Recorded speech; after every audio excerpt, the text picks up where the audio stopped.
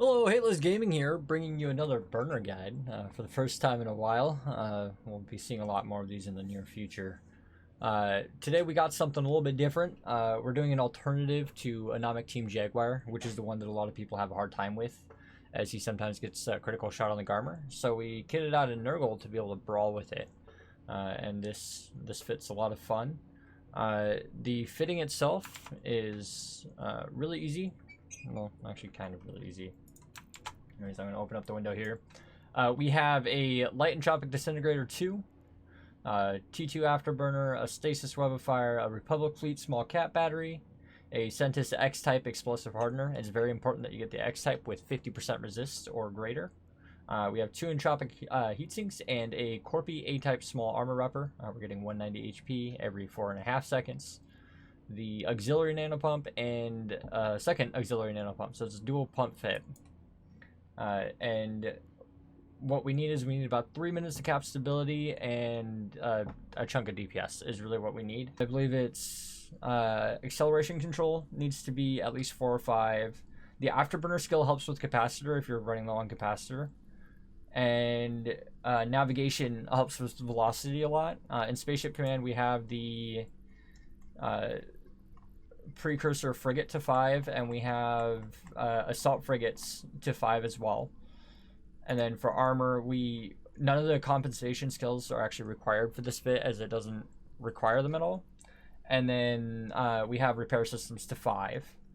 And then we have in gunnery skills, we have all of our support skills maxed with a small disintegrator specialization to 4. 5 would help, but you don't need it.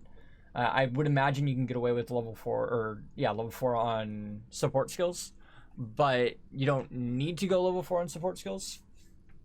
And then in drones, again, the support skills, you don't need the drone skills, but they help. The extra DPS from the drones is helpful. And then we don't really need rigging. The fit's really easy to fit, like power grid and CPU wise. It's really easy, and as you saw, the fight was extremely short. So 4.5 minutes is plenty. I do have a 5% capacitor implant in my clone right now, which helps out just a little bit, but not a whole lot. If you get a little bit more capacitor, you can get it cap stable, but it's not really required. And that's it. We do run hot on the Hardener, which is kind of a big deal. And it's an easy fight.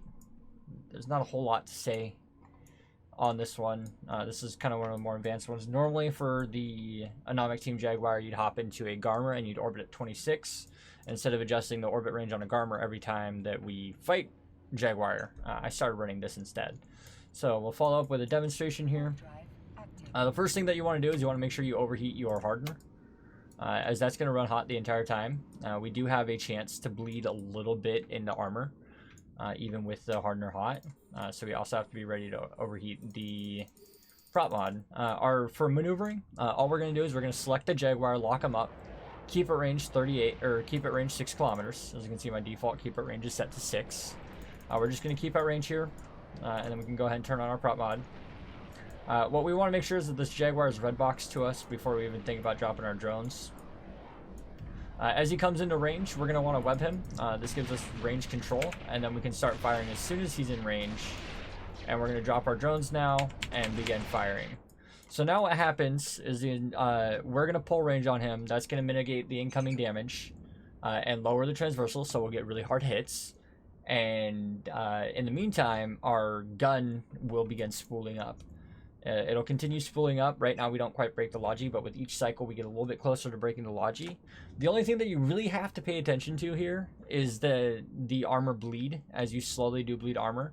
If it starts to bleed too much, all you do is you overheat your armor hardener for just a couple cycles, and that'll bring it back into reality, or back into survive. Like they'll rep up a little bit more than you're spending, but that's okay. We don't want to run that indefinitely hot. And then as you'll see, he's still getting all the reps, and now we've spooled up to 400 DPS, and he'll start breaking very soon here. And when he does break, it's a flash over and he just dies. So it looks like we're in a losing battle. We're halfway through armor and he's not really moving much in health, and it just doesn't look like it's going well for us. But what'll happen is he'll die very quickly here all of a sudden, as our gun spools up. We're at 490. We're almost up to 500 DPS out of the guns alone.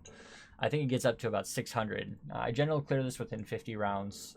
And here's what I mean by it flashes over. He's just suddenly out of shields, and he goes down, and it's just a really easy fight, and it's nice and convenient as an alternative to trying to fight him the other way. We did try putting a NOS in the high slot, but he has no cap to give, so NOS doesn't do anything. And just like that, he's done. That's it. We check loot. We go home.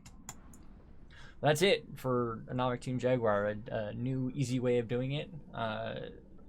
This fit was put together by me and a few others, and I don't really have a whole lot else to say. And just as a last little note, I accidentally left this on the entire time I described skills, and it's still only 75% heated. This thing can run hot for a long time, so you don't need to worry about heat there.